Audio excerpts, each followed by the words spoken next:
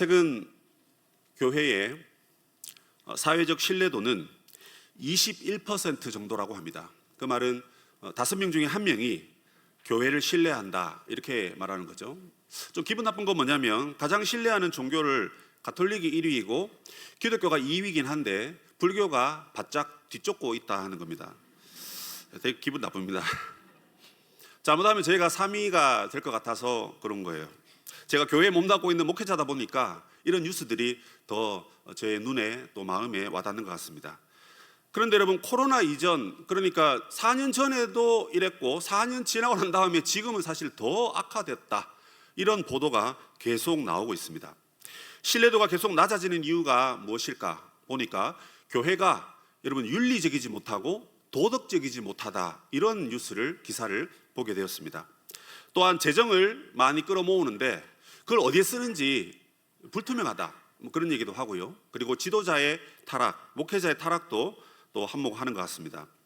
그 결과 우리는 복음의 값진 은혜를 단숨에 값싼 은혜로 바꿔버리는 그런 실수를 범하고 있는 것 같습니다.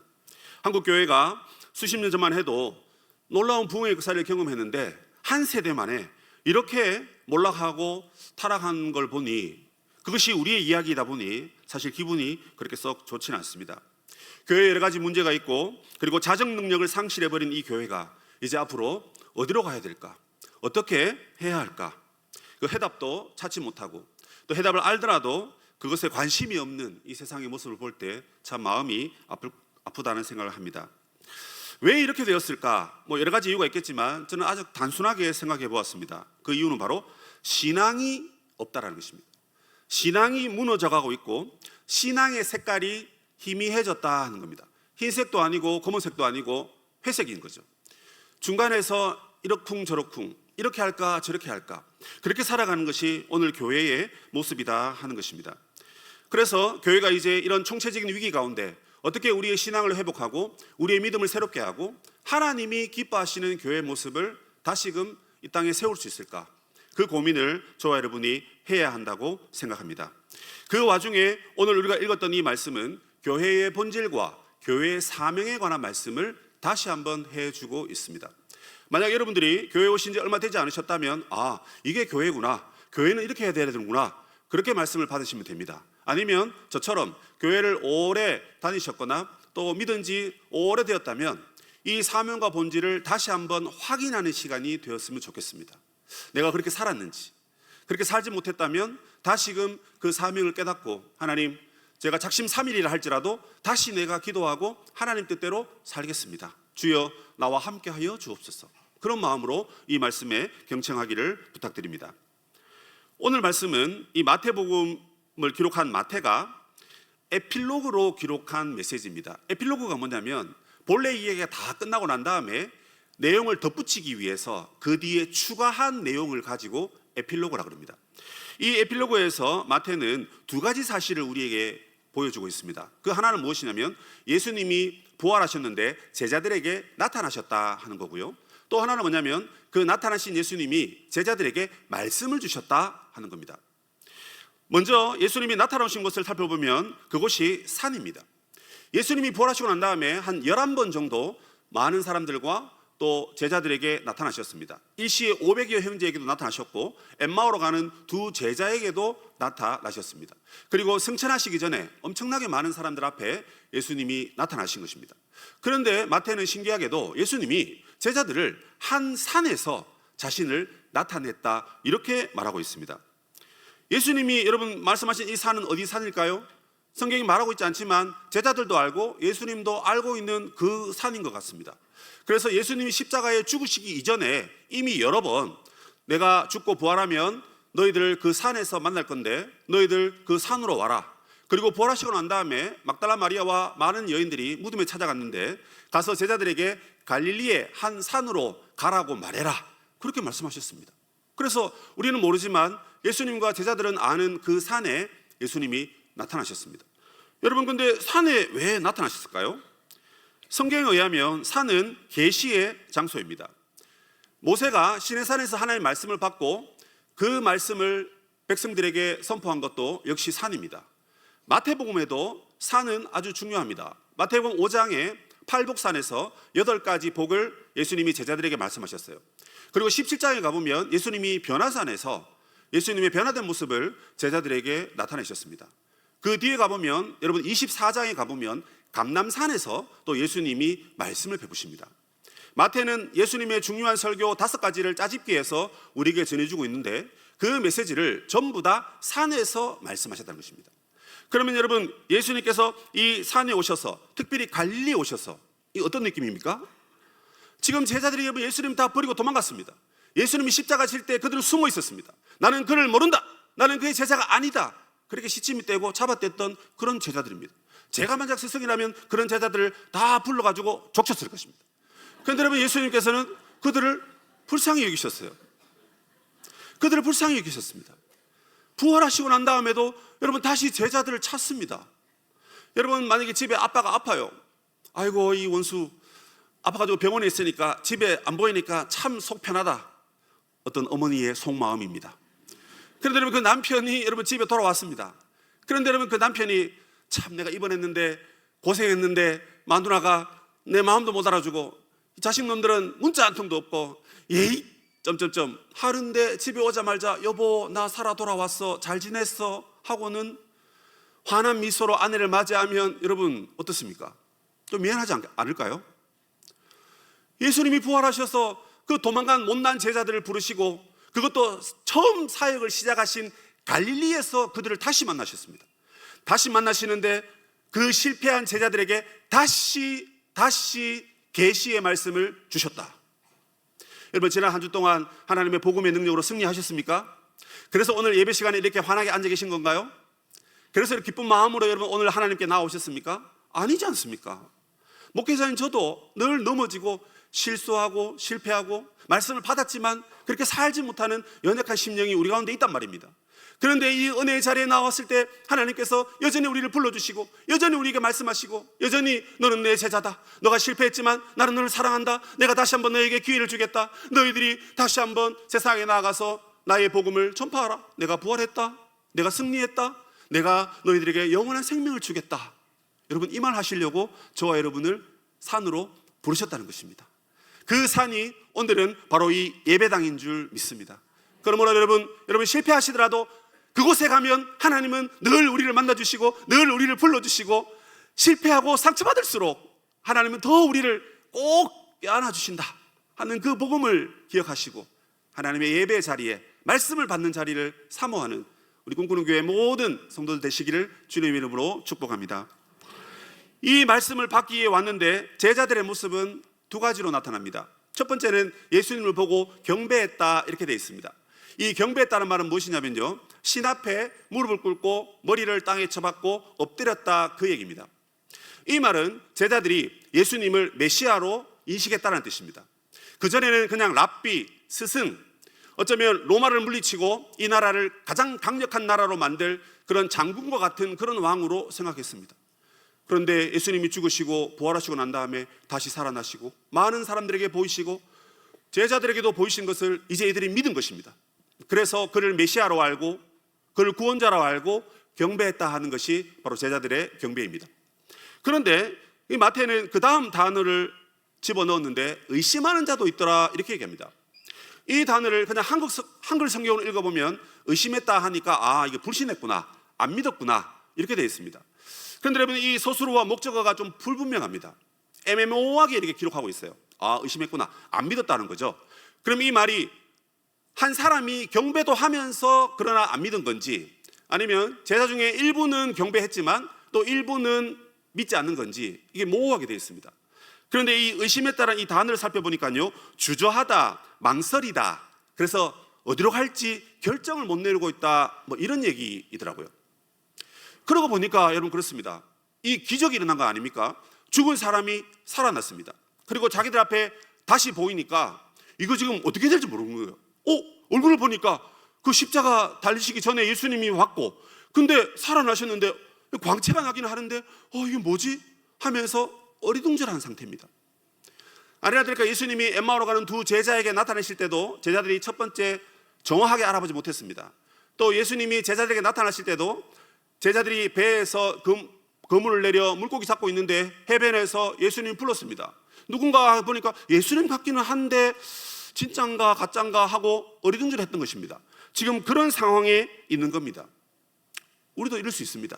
기적이 일어났고 놀라운 능력이 일어났는데 와, 이게 꿈이야 생시야? 하고는 그런 느낌을 받을 때가 있단 말입니다. 그런데 여러분, 그런 의심하고 주저하는 그들에게 예수님이 오셔서 이런 말씀을 하십니다. 얘들아, 드디어 내가 하늘과 땅의 권세를 받았다. 하나님이 하늘과 땅의 권세를 나에게 주었다. 이런 말씀을 하시는 겁니다. 이 천하만국의 권세에 대한 이야기는 예수님이 사탄에게 시험을 받는 마가복음 4장에 먼저 나와 있습니다. 거기 보면 사탄이 예수님을 시험할 때 세 번째 시험이 무엇입니까? 예수야, 나한테 와서 절하면 천하만국의 그 영광을 내가 너에게 주겠다, 그렇게 말합니다. 사탄은요, 예수님이 땅에 왜 오셨는지 알고 있었습니다. 너가 힘겹게 십자가 지지 말고 나에게 절하면 이 세상을 네가 정복하고 세상을 다스리기 위해서 온 거 아니냐. 십자가 지지 말고 나에게 절하면 세상의 권세를 너에게 주겠다, 이렇게 오디겠습니다. 그런데 예수님이 만약에 그때 경배하고 사탄에게 그 권세를 받았다면 하늘과 땅의 권세가 아니라 땅의 권세만 받으신 겁니다. 그런데 예수님께서는 이미 하나님이 보내서 오셨고 하나님의 뜻을 이루게 오셨기 때문에 땅의 권세만이 아니라 하늘과 땅의 권세를 얻기 위하여 이 땅에 오신다는 것을 알고 계셨어요. 그래서 예수님은 그의 지혜로 사탄에게 절하지 아니하고 하나님의 뜻을 따라 십자가의 길을 가시고 고난의 길을 가시고 멸시와 조롱의 길을 가셨습니다. 그리고 그 결과 죽으시고 살아나셨기 때문에 하늘과 땅의 권세를 위임받는 그런 놀라운 자리에 이르게 되었다 하는 것입니다. 하늘과 땅의 권세를 받았다는 이야기는 에베소서 1장 20절에 가보면 사도 바울도 이렇게 고백합니다. 그의 능력이 예수 그리스도를 죽은 자 가운데 살리시고 그 다음에 살리신 그를 하나님의 보좌 우편에 앉히시고 그 다음에 모든 권세와 능력과 세상과 주관자들 그리고 앞으로 올 임금들과 그 다음에 이전에 있었던 그 모든 임금들보다 예수님의 이름을 가장 높은 곳에 두었다, 그렇게 말합니다. 그리고 예수님이 만물의 통치자가 되고 그리고 교회의 머리로 세워두셨다, 이렇게 고백합니다. 그 말씀에 보면 그의 능력이 예수님을 살리시고 앉히시고 이름 위에 뛰어나게 하시고 세상을 복종케 했다는 것입니다. 그의 능력이 누구의 능력입니까? 하나님의 능력인 것입니다. 하나님의 부활의 능력, 그 능력을 예수님에게 주셨기 때문에 하늘로부터 권능을 받으신 그 예수님께서 이제 제자들에게 얘들아, 드디어 내가 하늘과 땅의 권능을 갖고 왔다. 그리고 그 다음 말이 뭐죠? 그러므로 너희는 가서 모든 민족을 제자를 삼아라, 그 얘기를 하고 있는 것입니다. 그러면 여러분, 이 하늘의 권능, 이 땅의 권능으로 제자를 삼아라, 이 얘기는 여러분 무슨 얘기일까요? 저는 단언하건대 확언하건대 그 말은 이 마태복음 안에서는 하늘나라를 세워라, 다른 말로 하나님 나라를 세워라, 이 말이라고 확신합니다. 왜냐하면 예수님이 이 땅에 오기 전에 6개월 전에 먼저 태어나서 회개하라 천국이 가까웠느니라 라고 말한 사람이 있습니다. 누구죠? 세례요한입니다. 그리고 예수님께서 이제 공생의 사역을 시작하시면서 마태복음 4장 17절에 보면 뭐라 그러십니까? 회개하라 천국이 가까웠느니라, 그렇게 말씀하십니다. 마가는 마가복음 1장 15절에서 때가 차매, 이렇게 말합니다. 무슨 때가 찼단 말입니까? 하나님의 때가 임했단 말입니다. 그렇기 때문에 너희들이 어떻게 해요? 회개하고 복음을 믿으라. 때가 차매 하나님의 나라가 가까이 왔으니 회개하고 복음을 믿어라. 하나님 나라가 가까이 왔다. 영어 번역에 보면 The kingdom of God is at hand, 이렇게 되어 있습니다. 다른 말씀은 못 알아듣더라도 제일 뒤에 있는 단어, 두 단어 뭐죠? at hand. hand가 뭡니까 여러분? 손입니다. 하나님 나라가 너희 손 안에 왔다, 그 말입니다. 손 위에 왔고, 여러분 손을 뻗쳤을 때 손에 잡히는 그 무엇이 있을 것입니다. 근데 하나님 나라가 내가 이렇게 붙잡을 수 있을 만큼 너희들 가까이 왔다는 것입니다. 그래서 너희들이 이제 회개하고 복음을 믿으라, 이렇게 얘기했습니다. 세례 요한도 그렇게 말했고 예수님도 그렇게 말씀하셨고, 놀라운 사실은요, 예수님이 제자들을 파송할 때 마태복음 10장에 가보면 제자들도 나가서 천국 복음을 전했습니다.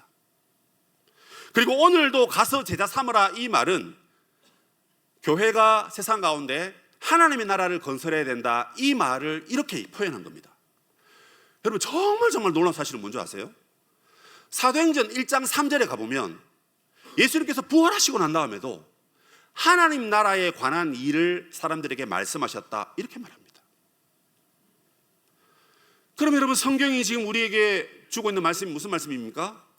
하나님 나라를 세워가라 라는 뜻입니다. 이 하나님 나라가 여러분 갑자기 덜컹하고 나온 단어입니까? 저는 그렇게 생각하지 않습니다. 하나님께서 태초에 천지를 만드시고 에덴의 동산을 창설하실 때 하나님의 나라가 그곳에 임했습니다. 하나님의 나라는 공간적인 개념도 있지만 하나님이 통치하고 다스리신다는 뜻입니다. 얘들아, 선악을 알게 하는 나무의 실과를 먹지 말아라. 그걸 먹는 날에는 정령 죽는다. 그 말씀을 중심으로 하나님의 나라를 세워 가신 것입니다. 그러나 인간은 자신의 자유로 하나님을 섬기기보다 자기를 위한 삶을 선택했고 그 결과 하나님의 나라가 무너지고 말았습니다. 그런데 여러분, 무너진 그 하나님 나라를 그냥 없애버리셨습니까? 내 그럴 줄 알았다, 이 나쁜 놈들. 내가 이제 하나님 나라를 건설하라 봐라. 너희들 알아서 먹고 잘 살아. 너희들 구원받기 위해서 너희들이 노력해. 그렇게 하셨습니까? 그러려면 이 산에 안 부르셨겠죠. 안 부르셨겠죠. 그런 우리들에게 하나님이 여전히 약속의 자녀를 주시고 하나님 나라의 자녀를 주셨습니다. 하지만 세상 나라 사람들도 이 땅에 살고 있는 거죠. 그래서 하나님 나라와 세상 나라가 계속 충돌했습니다. 그러자 하나님이 아브라함을 부르시고 땅을 약속하시고 자손을 약속하시고, 그리고 그 자손 한 사람 때문에 온 천하 백성들이 다 구원 얻을 것을 약속하셨습니다. 창세기 12장의 그 아브라함 언약은 바로 하나님 나라를 약속하신 언약이라 그 말입니다. 그 약속이 출애굽기 19장에 가서 시내산 언약으로 바뀝니다. 얘들아, 세상이 다 내게 속했는데 너희들이 내게 대하여 제사장 나라가 되고 너희들이 내 제자가 되고 그리고 내 보배가 되고 내 소유가 되어서 세상에 하나님 나라를 건설하려무나. 내가 그래서 십계명을 주겠다. 그리고 성막을 주겠다. 십계명을 따라서 하나님 나라를 건설해라. 그리고 성막, 내가 너와 함께 하니까 함께하는 나와 함께 이 땅에 하나님 나라를 건설해라. 그 말씀을 받고 40년 동안 광야를 지나 여러분 가나안 땅으로 들어간 것이 이스라엘의 역사입니다. 그래서 이스라엘의 역사는 여러분 하나님 나라를 건설해가는 역사고, 오늘 예수님도 그 동일선상에서 저와 여러분에게 가서 제자를 삼아라.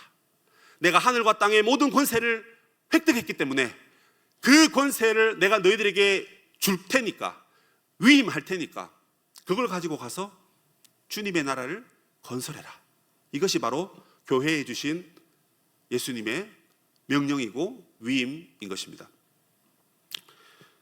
그리고 그 이후에 우리가 하나님 나라를 그럼 이 땅에 건설하기 위해서 구체적으로 어떻게 해야 되느냐? 저는 그것을 두 가지만 말씀드리려고 합니다. 그 첫 번째가 무엇이냐면 가서 세례를 주라 하는 것입니다. 말씀을 보니까 이렇게 되어 있습니다. 아버지와 아들과 성령의 이름으로 세례를 주라, 이렇게 되어 있습니다. 자, 여러분, 세례는 누가 받습니까? 아버지와 아들과 성령의 이름을 아는 자가 받습니다. 여기서 안다라는 것은 제 이름을 아는 정도로 아는 게 아닙니다. 서목사는 나이가 40대 후반이고 머리가 벗겨졌고 아들이 셋인데 토끼 같은 아내가 같이 산다, 이 정도 알아야 그게 아는 겁니다. 그렇지 않습니까? 심지어 제가 온 지 벌써 1년 6개월이 지났는데 아직까지도 제가 여기 온 지 오늘 외부 강사 온 것처럼 착각하는 분도 계시는데 제 이 교회 여러분 부목사입니다. 네. 그 정도 알아야 이게 안다란 말입니다.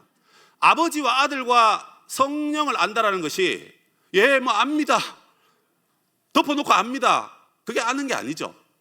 아버지가 누굽니까? 세상을 지으시고 창조하신 그리고 다스리시는 하나님 아버지를 안다는 말입니다. 하나님 우리를 얼마나 사랑하는지, 자기 아들을 내어주시면서까지 자기의 사랑을 우리에게 확장하신 아버지의 사랑을 안다, 그 정도가 여러분 하나님을 아는 겁니다. 그 사람들의 표정은 여러분 밝습니다. 왜요?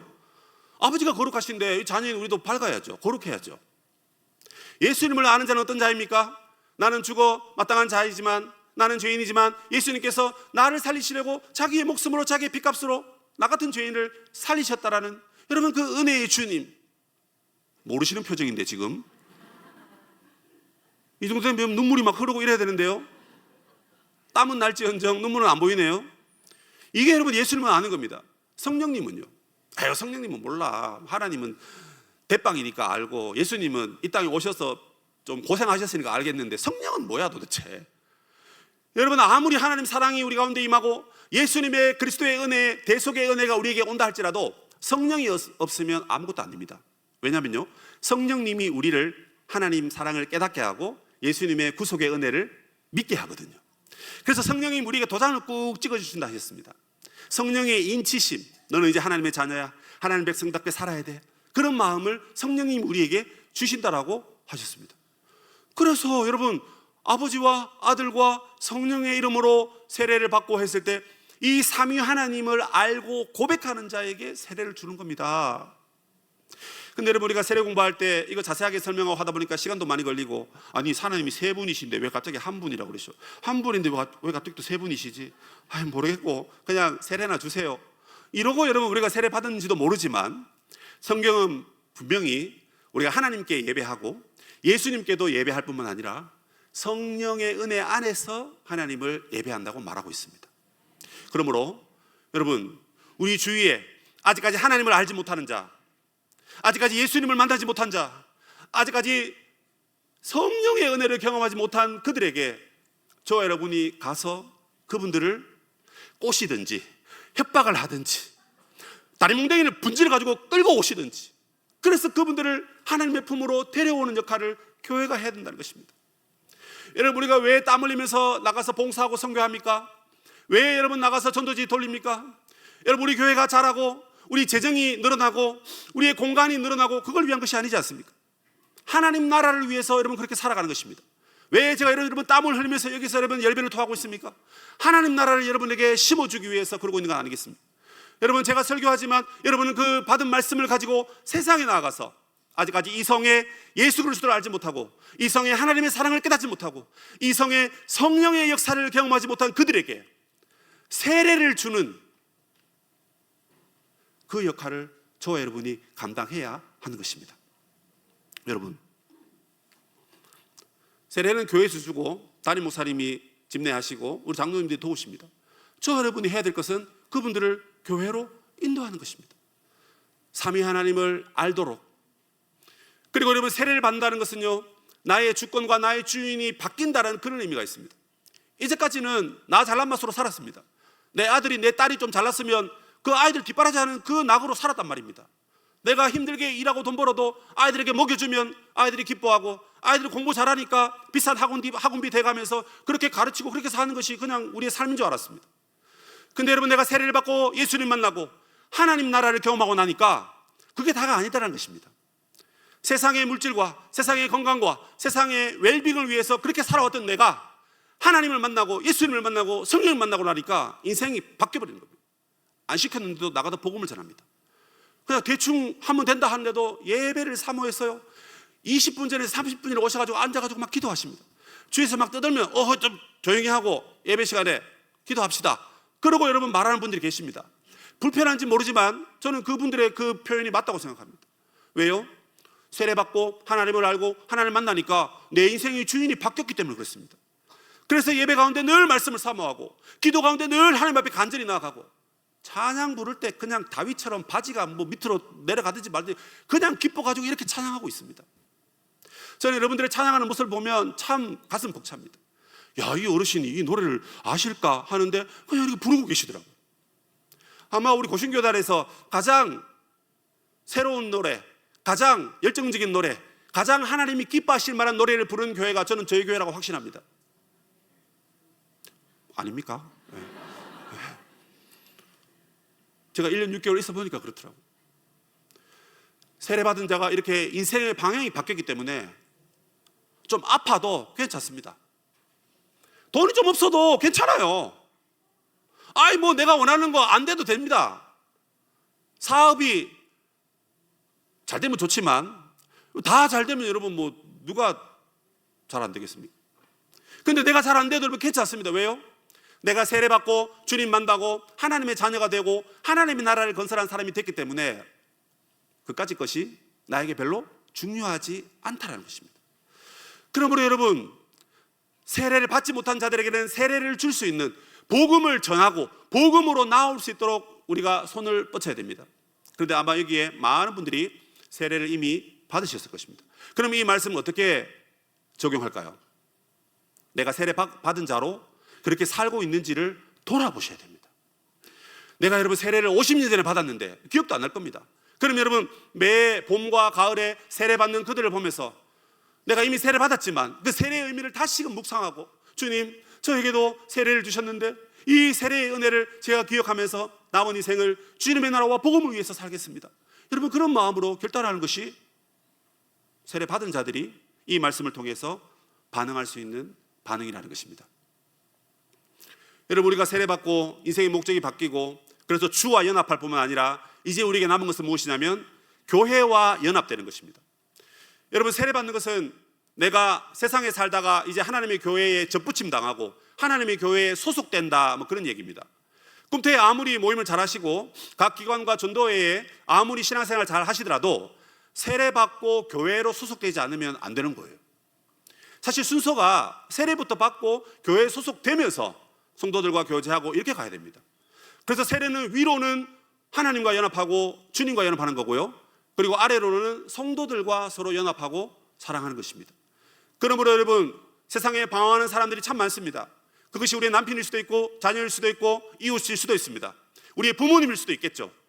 그럼 그들이 여러분 세례를 받고 하나님과 연합을 할 뿐만 아니라 교회와 우리가 연합하고 서로 사랑해서 더 이상 외로움이 없고 아픔이 없고 슬픔이 없는, 소외되는 사람이 없는 사회적 약자들이 오히려 교회 안에서 힘을 누리는, 여러분 그런 교회로 저와 여러분이 가야 한다는 사실입니다. 여러분 얼마나 이 김포 땅에도 아직까지 예수를 알지 못하는 사람들이 많습니까? 참 많습니다. 참 많아요. 여러분 근데 왜 하나님께서 우리 교회를 이렇게 아름답게 세워주시고 이렇게 수많은 하나님의 제자들을, 하나님의 동력자들을 왜 이곳에 붙여주셨을까요? 우리끼리 잔치하고 우리끼리 잘 먹고 우리끼리 행복하게 살라고 여러분 그렇게 하라고 우리를 키워주셨을까요? 그렇게 생각하면 큰일입니다. 하나님은 먼저 믿은 우리를 통해서 많은 세상 사람들에게 하나님 나라의 복음을 전하라고, 그들로 하여금 삼위 하나님을 만나게 하려고, 세례받고 주와 연합하고 성도들과 연합하게 하라고 저와 여러분을 먼저 믿게 하시고 이곳에 불러주셨다 하는 사실입니다. 이 사실을 믿는 저와 여러분은 이제 세상에 나아가 믿지 않는 자들을 세례받게 하는 그 일에 동참하고 열심을 내고 수고해야 할 줄로 믿습니다. 이 더운 날씨철에도 왜 여러분 주차장에서는 우리 집사님들이 수고하십니까? 왜 주방에는 여러분 그 국수 삶기 위해서 땀을 흘리며 뭐 눈물인지 땀인지 잘 모르겠지만 그렇게 여러분 수고하고 있습니까? 여러분 미어 터지는 우리 주일학교 공간 안에 아이들이 50명, 100명 들어가서 이게 무슨 시장인지 예배당인지 모를 정도로 꽉 찬 그 친구들이 그렇게 모여서 땀 흘리며 예배하고 있는데 우리 왜 수고하면서 여러분 그렇게 모이고 있죠?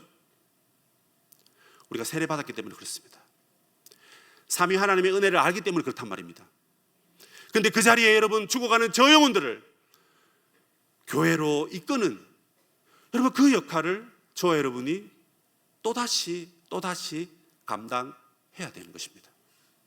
그러므로 세례를 주라 하는 이 말씀 앞에 부담감이 있으시지만 그래도 내가 진짜 천국 가기 전에 내가 한 영혼, 내가 여러 영혼을 하나님께로 인도하고 내가 천국 가겠다, 여러분 그런 마음으로 많은 죽어가는 영혼들에게 찾아가시는 그런 은혜가 있으시기를 주님의 이름으로 부탁드립니다. 또 하나는 무엇이냐면 여러분 가르쳐 지키게 하라는 것입니다. 교회에 오면 여러분 가르치는 것이 참 많죠. 그런데 이 말씀에서 핵심은 가르치는 걸까요? 지키는 걸까요? 지키는 것입니다. 맞습니다.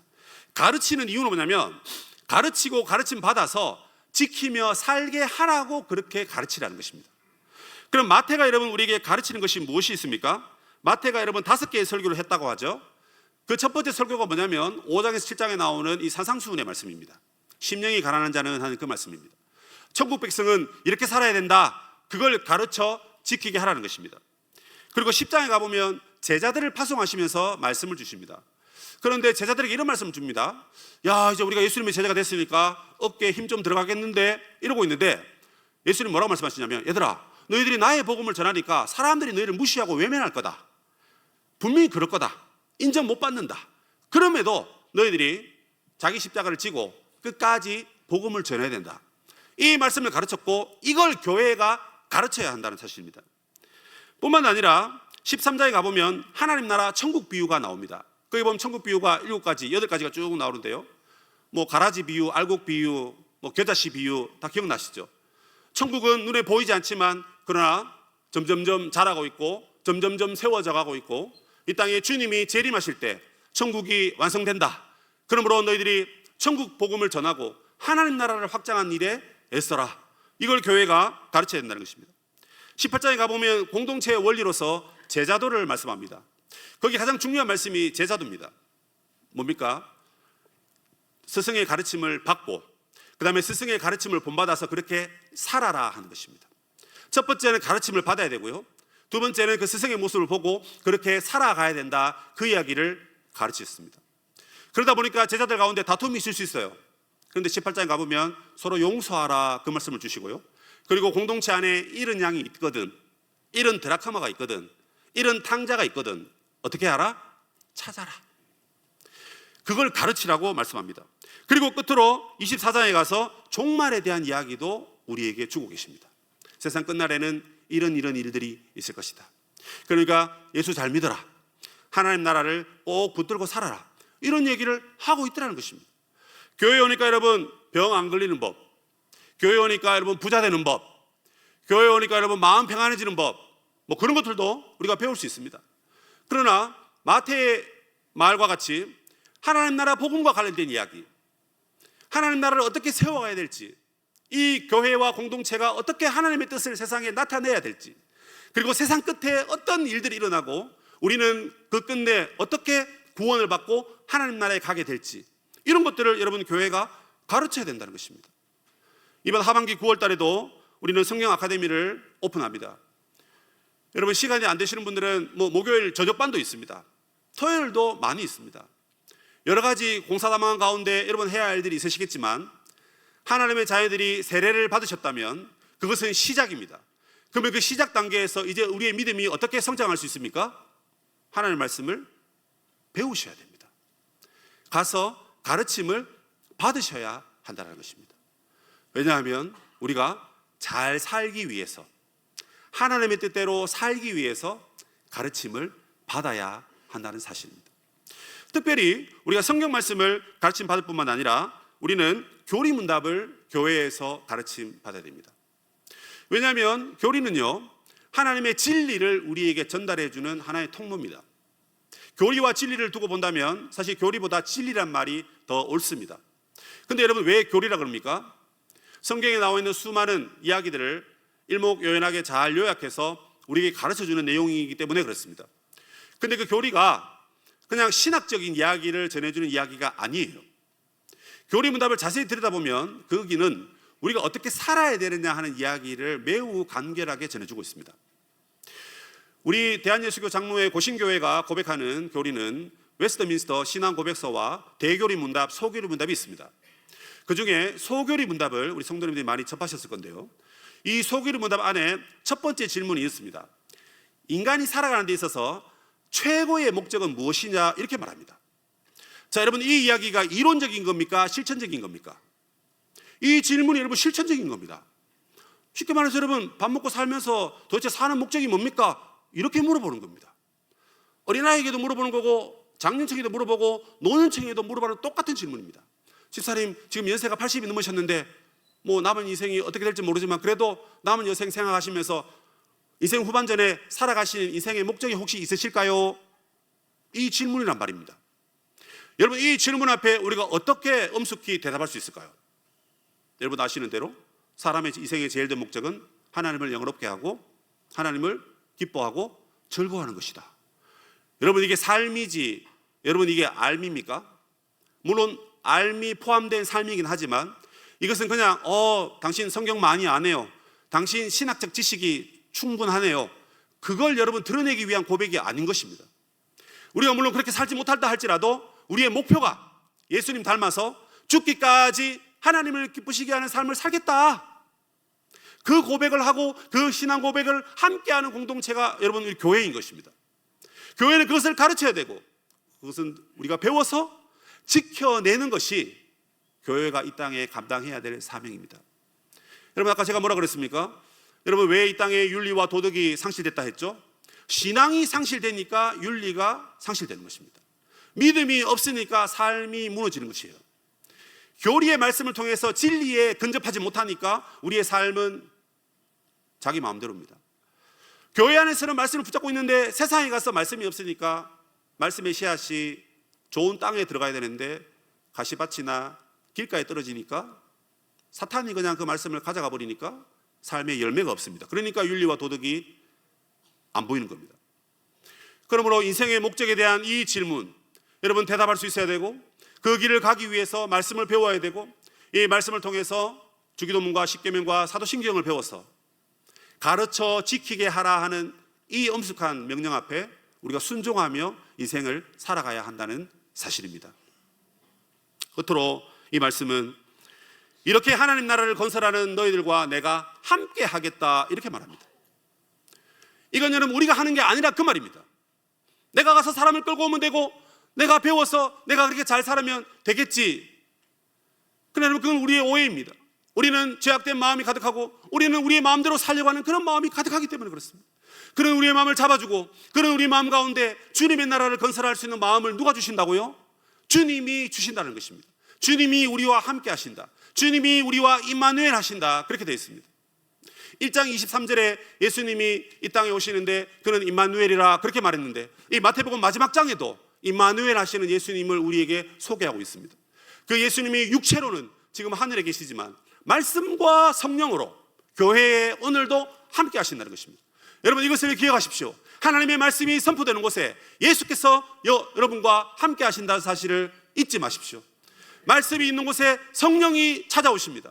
그 말씀과 성령이 여러분의 심령을 굳게 붙들 때 여러분의 마음에 하나님의 나라가 임하고 여러분들이 가는 그곳에 주님의 나라가 임할 줄로 믿습니다.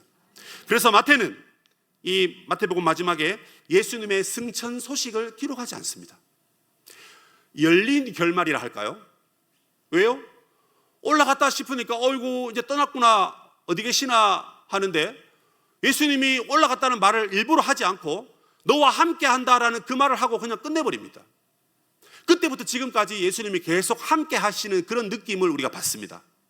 지금도 주님은 저와 여러분과 우리 꿈꾸는 교회와 함께 할 줄로 믿습니다. 꿈꾸는 교회가 하나님의 나라를 건설한다면 주님은 우리 편인 것입니다.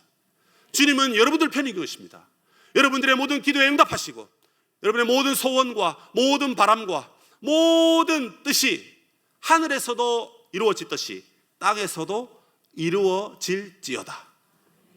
여러분 이 약속의 말씀을 붙잡고 저와 여러분이 주님의 나라를 건설하며 나아가면 참 좋겠습니다.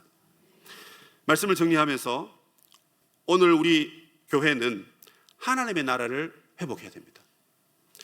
여러분 이 말은요 예수님이 주신 말씀이나 교회에서 가르치는 말씀이나 목사님들이 선포하는 이 말씀의 메시지가 같아야 된다는 것입니다. 예수님은 하나님 나라를 그렇게 말씀하셨는데 교회는 그냥 나의 구원, 우리 가정이 잘 되는 거, 김포에서 우리 교회가 부흥되고 우리가 잘 되는 거 여기에 머물러 있다면 지금 예수님의 가르침에 우리가 반대하는 사실을 우리가 기억해야 됩니다. 여러분 이 땅을 바라보면서 어떤 마음이 드십니까?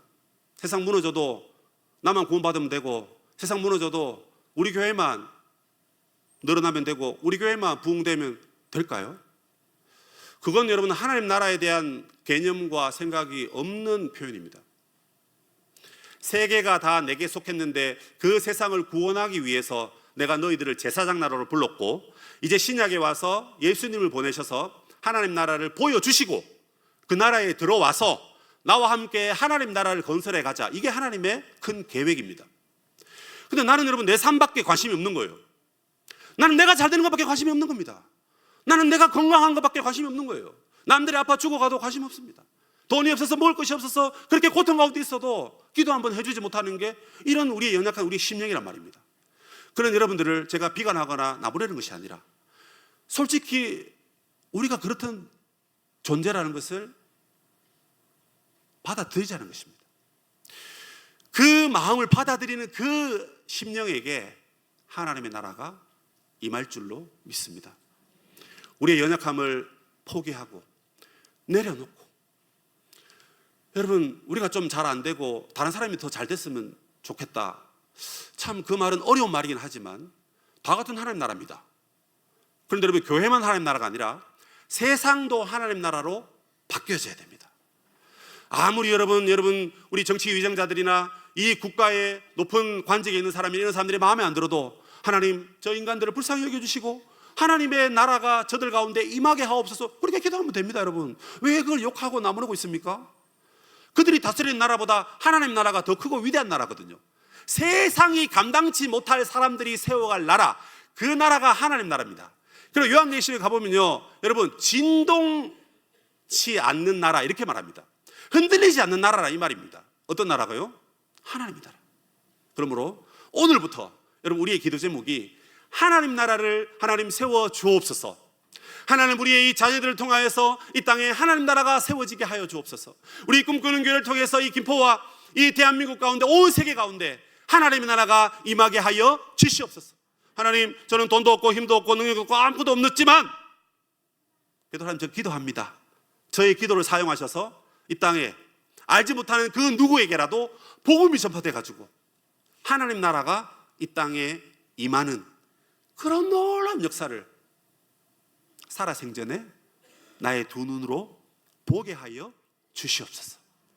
와, 여러분, 이 기도를 하나님께 드리면 하나님이 얼마나 기뻐하시겠습니까?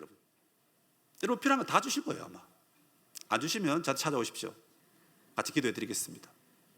우리 꿈꾸는 교회가 하나님 나라를 꿈꾸고 소망하는 그런 은혜가 있으시기를 주님의 이름으로 부탁하고 축복합니다.